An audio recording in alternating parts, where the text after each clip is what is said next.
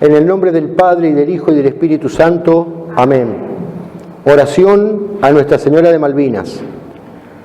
Oh dulce Virgen María, Madre de Dios y nuestra, Reina de la Argentina, tú que viste nacer nuestra patria a la sombra de la cruz y bajo tu cetro real, y que para custodiar su cuerpo y su alma suscitaste tantos héroes, escucha benigna nuestras súplicas por esta porción de la patria tan dolida y tan amada, nuestras Islas Malvinas.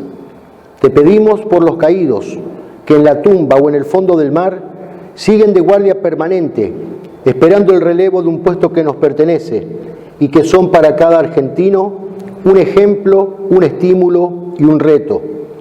Por los que volvieron, dejando atrás días de gloria, que su sola presencia entre nosotros sea un reproche a nuestra comodidad, que tanto unos como otros, que supieron desposarse con el honor, nos recuerden siempre que tenemos para con ellos un compromiso y un deber, y que aún sigue una deuda pendiente, la victoria final.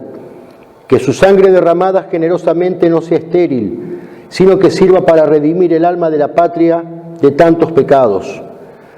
Por todos los argentinos, para que jamás nos avergoncemos de aquellas cosas grandes que nos identifican y nos unen como nación, que teniendo por delante el ejemplo de los héroes y aquella gesta que ellos comenzaron un glorioso 2 de abril, no perdamos nunca la esperanza, hasta que tu manto amoroso, nuestra bandera, vuelva a flamear en Malvinas y la cruz de Cristo quede clavada en sus entrañas para siempre. Amén. Nuestra Señora de Malvinas, en el nombre del Padre, y del Hijo, y del Espíritu Santo. Amén.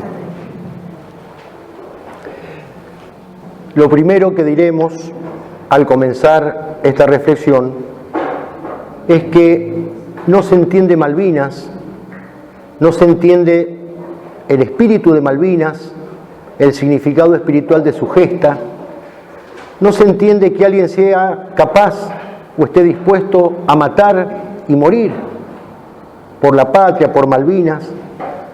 Nada de esto se entiende sin el amor a Dios y a la patria. Dos amores que, si son verdaderos, son uno solo, como lo expresan los versos del padre Castellani. Amar la patria es el amor primero y es el postrero amor después de Dios. Y si es crucificado y verdadero, ya son un solo amor, ya no son dos. Así como por la virtud de la piedad honramos a la patria en justicia, así también la amamos con amor de caridad si la referimos a Dios, viendo en la patria terrena un don divino y un reflejo y anticipo de la patria celestial. Y si es toda la patria, en su cuerpo y en su alma, la que debemos amar, nuestra atención ha de fijarse de manera particular en sus miembros más dolidos y más vulnerables. Es aquí donde ocupa un lugar especial nuestro amor por Malvinas. Y así como Malvinas es objeto de un amor especial por parte de los argentinos, es objeto también de una especial codicia por parte de Gran Bretaña. A lo largo de nuestra historia, pasando por las invasiones inglesas de 1806 y 1807, hasta el conflicto armado de 1982, podemos contar un total de 39 hechos agresivos de Inglaterra contra nuestra soberanía, particularmente sobre Malvinas. En su libro Malvinas, 1982, lo que no fue, Enrique Díaz Araujo da cuenta detallada de cada una de estas agresiones. Recordemos la del 2 de enero de 1833. Los ingleses usurpan las islas, izan la bandera británica y exigen sea arriado nuestro pabellón nacional. Desde entonces transcurrieron casi 150 años de negociaciones estériles, hasta que el 2 de abril de 1982 la Argentina decide recuperar por la fuerza lo que en justicia le pertenece. Dice el libro del Eclesiastés: todo tiene su momento y cada cosa a su tiempo bajo el cielo, su tiempo la guerra y su tiempo la paz. Puesta bajo la protección de la Virgen, la gesta de recuperación fue bautizada Operación Rosario, nombre que refleja el espíritu católico y mariano que animó a nuestros combatientes. Dice Marechal que al recibir un nombre se recibe un destino. La Operación Rosario aún no ha terminado. Hemos vivido los misterios gozosos y luminosos el 2 de abril, hemos vivido y seguimos viviendo los misterios dolorosos a partir de la capitulación del 14 de junio, y al recibir un nombre se recibe un destino. Es destino de la patria y de Malvinas vivir un día los misterios gloriosos de la Operación Rosario, cuando veamos flamear nuevamente el manto de la Virgen en Puerto Argentino. ¿Cuándo será eso? Dios lo sabe, nosotros no. Pero lo que sí sabemos es que no podremos recuperar la soberanía territorial de Malvinas si primero no recuperamos la soberanía espiritual. Y para eso hacen falta muchos rosarios. Para que toda la Argentina esté de pie, media Argentina debe estar de rodillas.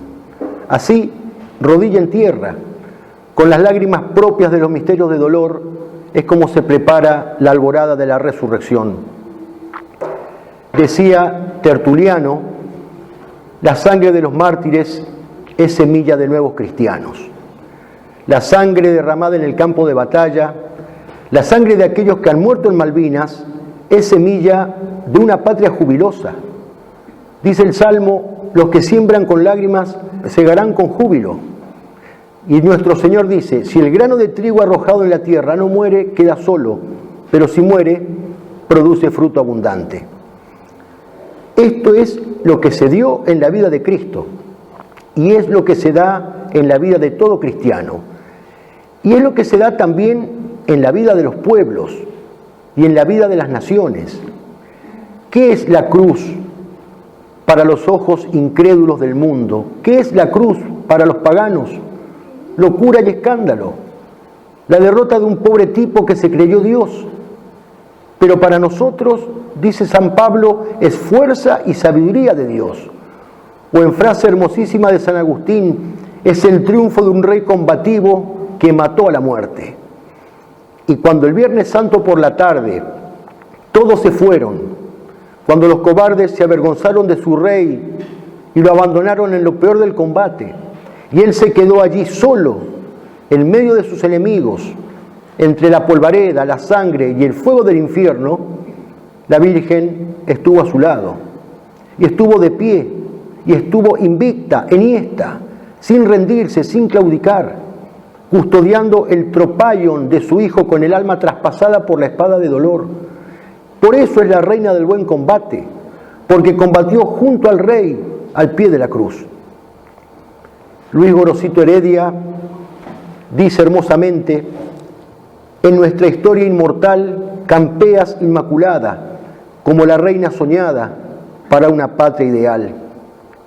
En toda la historia de la patria es ella, nuestra madre y generala, quien ha avanzado con paso marcial, abriéndonos el camino que nos lleva hasta Dios.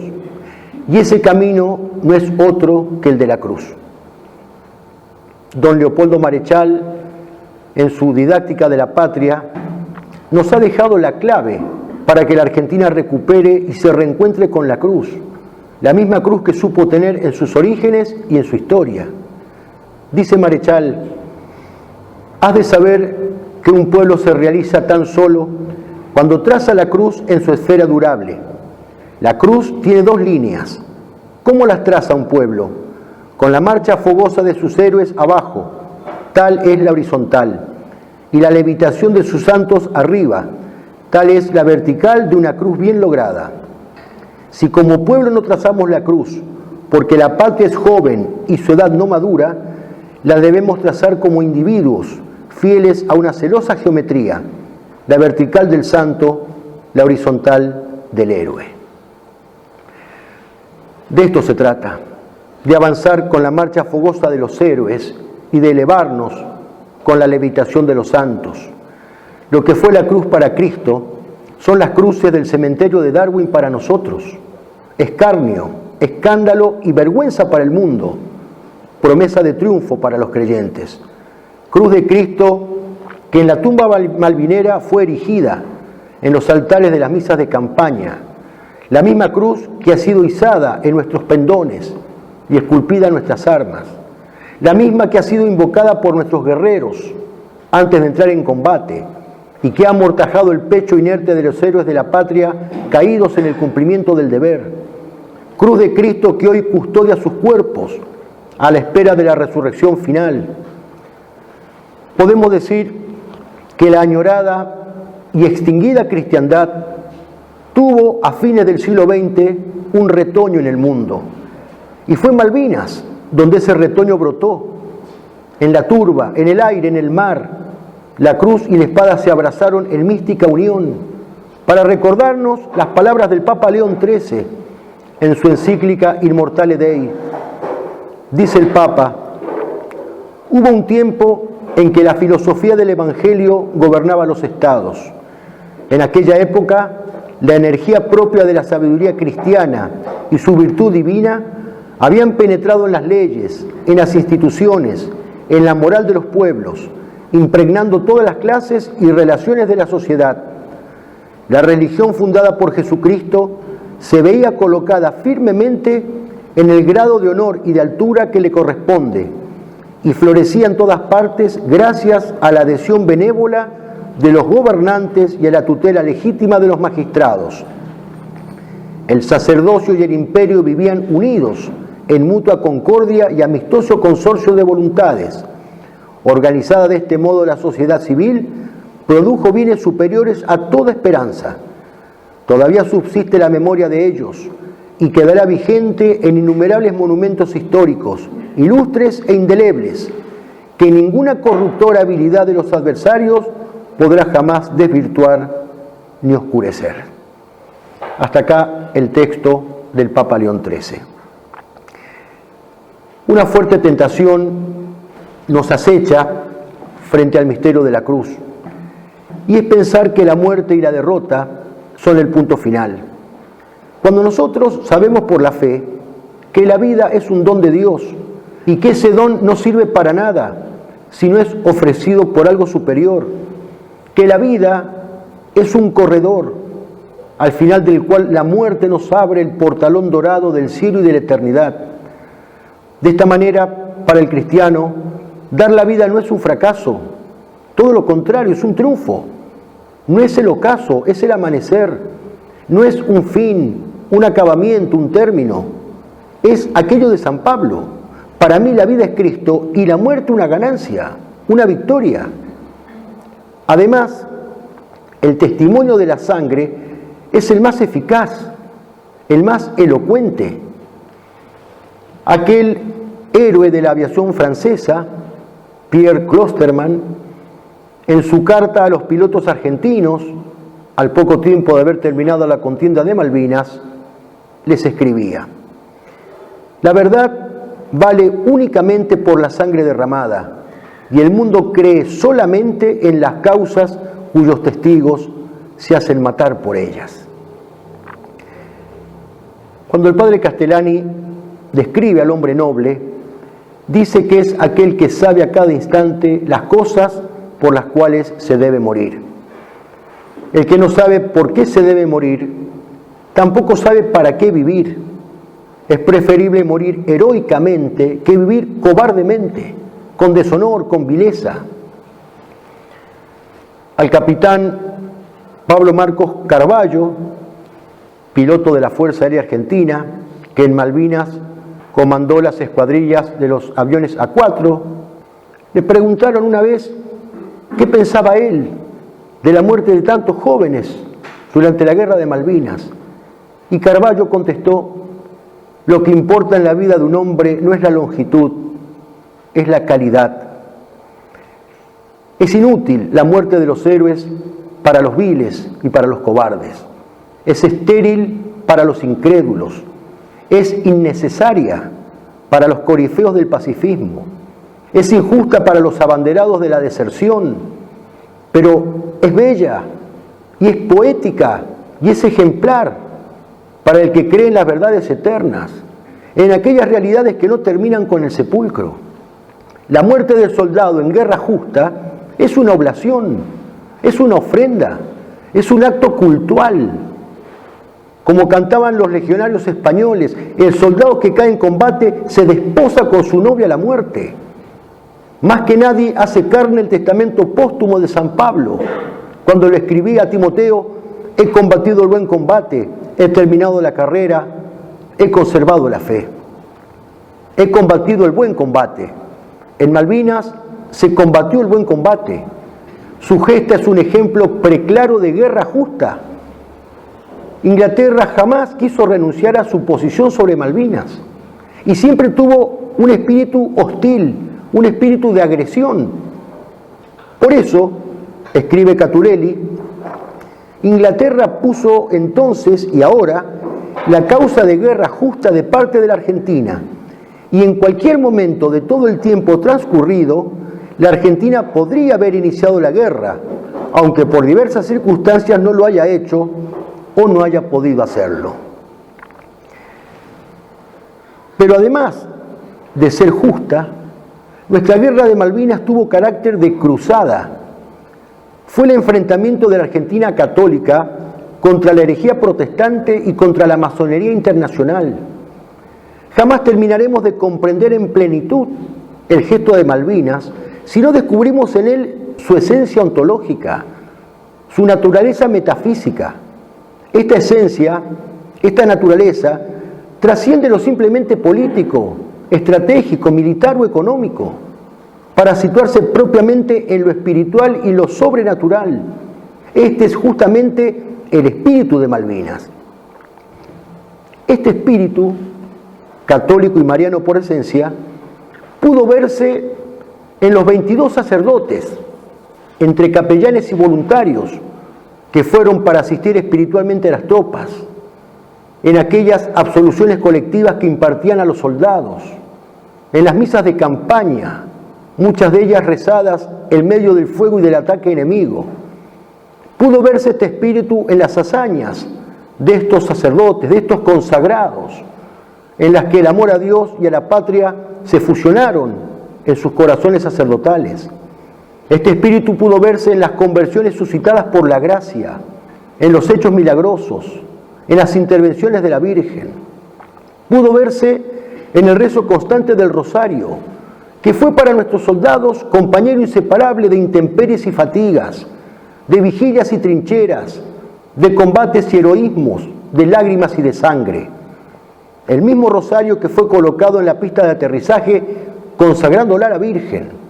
El mismo rosario que colgó del cuello o del fusil de nuestros guerreros, que cubrió sus cuerpos sin vida y que corona actualmente las cruces del cementerio de Darwin. Desde entonces, un nuevo título, una nueva advocación la honra a María Santísima, Nuestra Señora de Malvinas. Este espíritu pudo verse en nuestros pilotos, que se lanzaban con sus aviones contra la flota enemiga al grito de Dios y patria.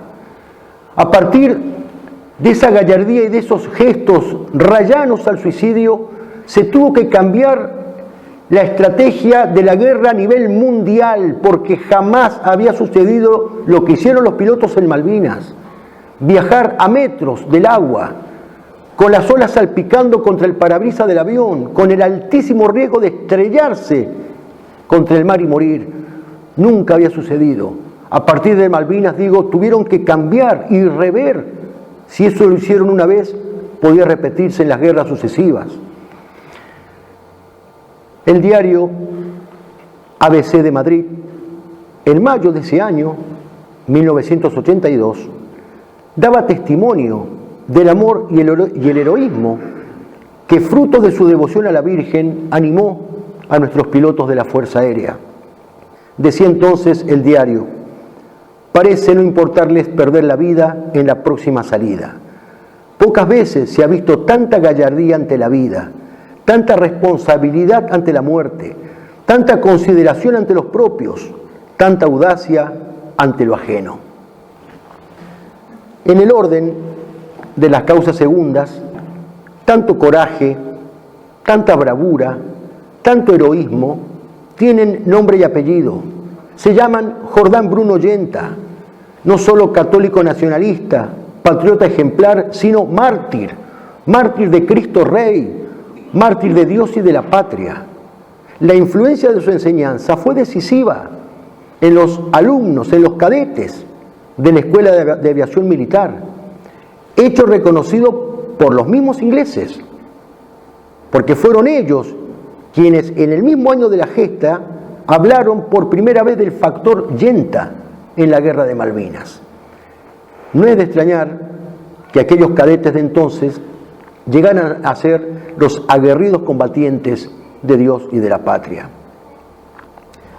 Bien ha dicho Sebastián Sánchez que el altar fue el núcleo místico de la gesta. En su libro El altar y la guerra, se encarga de mostrar ese espíritu hispano-católico y esa liturgia de guerra por la que la turba malvinera fue regada con la sangre mismísima de Jesucristo, sangre que gloriosamente se mezcló con la de nuestros combatientes. Por eso reivindicamos la gesta y el gesto de Malvinas, porque después de un siglo y medio de postración, de mediocridad, de charlatanería diplomática, el 2 de abril de 1982, la Argentina tuvo la grandeza de ponerse de pie, no solo delante de una reina impía, sino de todo el mundo. Y todo el mundo supo que en medio de la sociedad decadente y genuflexa ante el poder mundial, hubo una nación que se negó a ser esclava, una nación que dijo que no, una nación que fue capaz de levantarse en armas contra los poderosos de la tierra para decir, aquí manda la patria, no el reparto de Yalta. Aquí manda el espíritu hispano-católico, no el espíritu de la masonería. Eduardo García Puebla, oficial de la Fuerza Aérea Argentina, piloto de Canberra en Malvinas, lo ha sintetizado perfectamente, diciendo: Malvinas fue la última carga de la caballería hispano-católica contra el nuevo orden mundial. Como católicos argentinos e hispanoamericanos, nos sentimos orgullosos de una gesta que paralizó al mundo entero, que significó la justísima rebelión, no solo contra Inglaterra, sino contra la OTAN y contra el espíritu de los imperios anticatólicos del mundo, y que de acuerdo a nuestro destino histórico ha marcado un sello imborrable. Por eso, Malvinas es todo un símbolo. No solamente son nuestras por razones históricas y geográficas, no solo nos interesa porque por su ubicación son un puesto estratégico y de suma importancia geopolítica, no solo las queremos por sus recursos naturales y por su riqueza económica, sino que junto con todo esto, pero por encima de todo esto, Malvinas es el símbolo de la argentinidad, es el emblema de la hispanidad, de la cristiandad, de la catolicidad. Y esto los ingleses y los imperios mundialistas lo saben. Quitarnos Malvinas es despojarnos, es ultrajarnos. La invasión pirata británica significa el saqueo de lo más preciado que tenemos los argentinos. La usurpación inglesa no fue un hecho aislado, algo que ya pasó y nada más. No. Es la permanente agresión que sigue ejerciendo Inglaterra contra nuestra soberanía. Y como la paz es la tranquilidad en el orden, o sea, se fundamenta en la justicia, no podrá jamás haber paz verdadera con Inglaterra hasta que nos devuelva lo que en justicia nos pertenece. En nombre del derecho aniquilado en la nefasta reunión de Yalta, la Argentina se atrevió el 2 de abril de 1982 a exigir lo que siempre ha sido suyo. Lo intentamos y no se logró, perdimos. Luego de 74 días de lucha y de heroica resistencia, el 14 de junio se firmó el cese de fuego. Pero ha de quedar bien claro que no fue la guerra la que perdimos, sino una batalla. Solo una de las tantas batallas que hemos perdido a lo largo de nuestra historia. Malvinas es una batalla perdida, una guerra presente y una victoria pendiente. Ante esto, ¿cuál ha de ser nuestro deber? Nuestro amor por la patria, particularmente por Malvinas, como lo definía Leopoldo Marechal, es un trabajo de albañilería. ¿Viste los enterrados pilares de un cimiento, anónimos y oscuros en su profundidad? Hazte pilar y sostendrás un día la construcción aérea de la patria. Y es una vocación de agricultura. Hazte carozo de la patria en ti mismo y otros verán arriba la manzana que prometiste abajo. Esto es importantísimo porque nos pone frente a la realidad concreta de nuestras posibilidades. Viendo la patria como está, difícilmente surgirá un caudillo católico elegido por la mano de Dios, como dice San Ignacio de Loyola en sus ejercicios espirituales. Difícilmente veremos un príncipe cristiano a quien seguir, pero podemos y debemos ser ladrillo, ser cimiento, ser carozo y tomarnos en serio la vocación de grano de trigo, tomarnos en serio la vocación de lámparas votivas que ardan junto a Cristo, dando testimonio de su verdad en todos los órdenes, y no dejarnos arrastrar, no dejarnos engañar, no dejarnos confundir por discursos y mensajes oficiales, ni por escritos mendaces, ni por documentales o películas infames. Ser capaces de hacer patria en nuestro deber de cada día, cada uno en su puesto, cada uno de acuerdo a sus responsabilidades, a sus condiciones, posibilidades, capacidades, etc. Y en circunstancias extremas, como las actuales, este amor requiere una vehemencia también extrema. Estamos viviendo una verdadera revolución cultural, como quería Antonio Gramsci. O sea, un cambio en el alma, en la mente y en el corazón de los argentinos, un tirar por tierra todos nuestros principios cristianos y fundacionales. Si, como dice Cristo, no hay amor más grande que dar la vida por los que se ama, entonces frente a esto, nuestro amor debe tener una disposición martirial, una capacidad sobrenatural de morir por la verdad, de morir por la patria, que en última instancia es morir por Dios, para que la cosecha sea abundante, para que otros vean arriba la manzana que prometiste abajo. Y esta empresa no es nada fácil.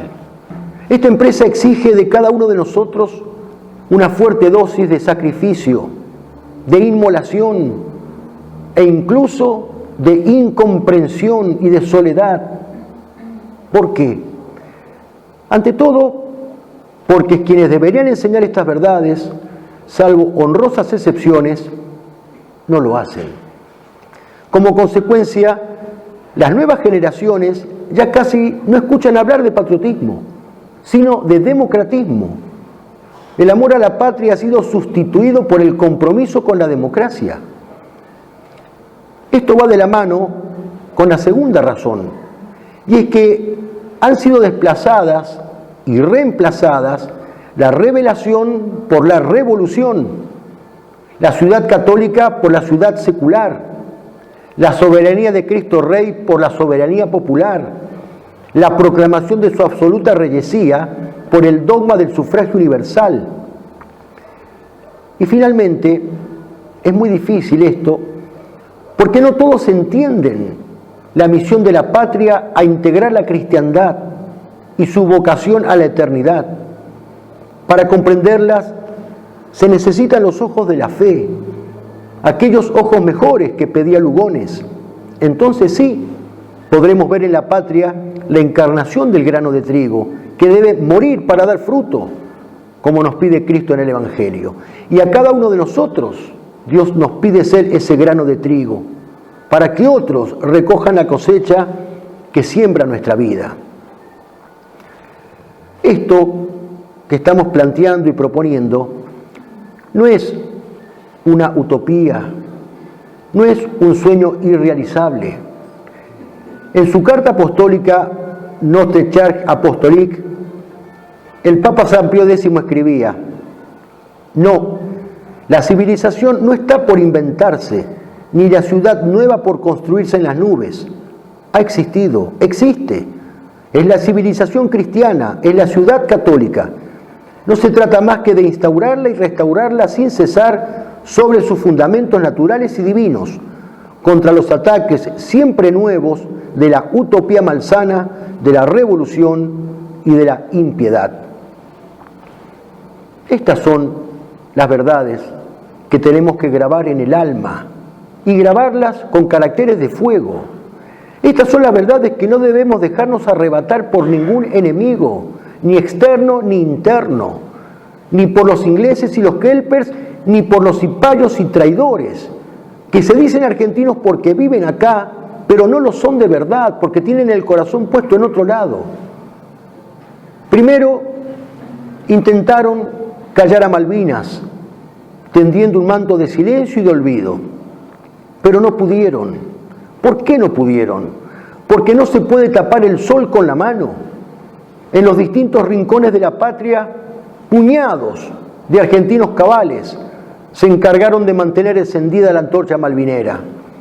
Entonces, cambiaron de estrategia. Si no podemos callar el tema, cambiémosle el significado, tergiversemos su sentido. No permitamos que presenten Malvinas como una gesta, menos aún como una cruzada. De ahí ese afán desmesurado por imponernos un mensaje distorsionado, un mensaje despojado del espíritu hispano-católico que animó a nuestros hombres. Por eso quieren convertir en víctimas a nuestros héroes. Incluso los han presentado como los chicos. Tenían 18 años los más chicos, eran hombres, soldados de la patria, habían hecho juramento bajo bandera de estar dispuestos a morir por ella. No hay diferencia esencial entre la piratería protestante del invasor inglés y la rapiña ideológica de estos subversivos de hoy. Jamás podremos recuperar la soberanía territorial de Malvinas si primero no recuperamos la soberanía espiritual que nos han robado. No solamente no hay que olvidar Malvinas, sino que tenemos que malvinizar la patria, de manera que el espíritu católico y de heroísmo que vibró en Malvinas sea el de todos los argentinos. Ese espíritu, por la gracia de Dios, vive en el corazón de muchos compatriotas. Es el espíritu que refleja la carta del teniente durante la guerra, teniente primero post-mortem, Roberto Néstor Esteves. Le escribió en Sarmiento, Chubut, el 27 de marzo de 1982, día en que su regimiento partió rumbo a Malvinas. La carta debía ser entregada a su padre por un camarada en caso que él muriera en combate, lo cual ocurrió 2 meses después, el 28 de mayo, en Puerto Darwin. Dice la carta: querido papá, cuando recibas esta carta, yo ya estaré rindiendo cuentas de mis acciones a Dios nuestro Señor. Él, que sabe lo que hace, así lo ha dispuesto, que muera en el cumplimiento de mi misión. Pero fíjate vos, ¿qué misión, no es cierto? ¿Te acordás cuando era chico y hacía planes? Diseñaba vehículos y armas, todos destinados a recuperar las Islas Malvinas y a restaurar en ellas nuestra soberanía. Dios, que es un Padre generoso, ha querido que su Hijo, totalmente carente de méritos, viva esta experiencia única y deje su vida en ofrenda a nuestra patria. Lo único que a todos quiero pedirles es, primero, que restauren una sincera unidad en la familia bajo la cruz de Cristo. Segundo, que me recuerden con alegría y no que mi vocación sea la apertura a la tristeza. Y muy importante, tercero, que recen por mí. Papá, hay cosas que en un día cualquiera no se dicen entre hombres, pero que hoy debo decírtelas. Gracias por tenerte como modelo de bien nacido. Gracias por creer en el honor. Gracias por tener tu apellido. Gracias por ser católico argentino e hijo de sangre española. Gracias por ser soldado. Gracias a Dios por ser como soy y que es el fruto de ese hogar donde vos sos el pilar. Hasta el reencuentro, si Dios lo permite. Un fuerte abrazo. Dios y patria o muerte. Roberto. Tenía 25 años cuando murió. Pensemos cuáles son los ideales de un joven de esa edad hoy. ¿Cuáles son sus sueños? ¿Cuáles son sus proyectos? ¿Cómo vive y cómo muere un joven hoy? En el testimonio de Esteves, en esta carta, están contenidas todas las virtudes naturales y sobrenaturales que caracterizan a todo un hombre, a un cristiano, a un patriota y a un soldado que entendió que la vida es un acto de servicio y una ofrenda a Dios. Más cerca de nosotros, en San Rafael, conocimos a un oficial de gendarmería que hizo honor a su nombre y apellido, Justo Guerrero. A Justo Guerrero lo habían mutilado en la guerra, le habían destrozado las dos piernas esquirlas de granadas. Y así quedó hasta que murió. En un reportaje radial le preguntaron una vez qué pensaba él de cómo había quedado así estropeado de por vida. Y su respuesta fue: la patria fue muy generosa conmigo. Yo le ofrecí la vida y la patria solamente me pidió las dos piernas. Nos preguntábamos cuál ha de ser nuestro deber, pues recuperar este espíritu. No solamente tenemos que rescatar esas islas irredentas, sino toda la patria, rescatarlas de las manos del coloniaje, de la extranjería y de las garras de la revolución. Tenemos que recuperar la ciudad católica, tenemos que recuperar el espíritu de Malvinas, tenemos que hacer carne la consigna del sargento primero post-mortem y comando del ejército Mario Antonio Cisnero, apodado el Perro por su bravura, el Perro Cisnero, muerto el 10 de junio en Monte Dos Hermanas. Su lema en la libreta de comandos: no sé rendirme, después de muerto hablaremos. 26 años tenía, 26 años. 649 argentinos quedaron allí para siempre. A los que volvieron, Antonio Caponetto les ha dejado un encendido mensaje cuyos párrafos finales dicen así: no te rindas ahora, combatiente, caballero de la orden redentora de la patria cautiva, no entregues la esperanza, hay que volver, para escarmentar a los perjuros, para restablecer en todos los espacios el tiempo de la hombría, para que despunte el nuevo amanecer, para ser fieles, continuar y volver.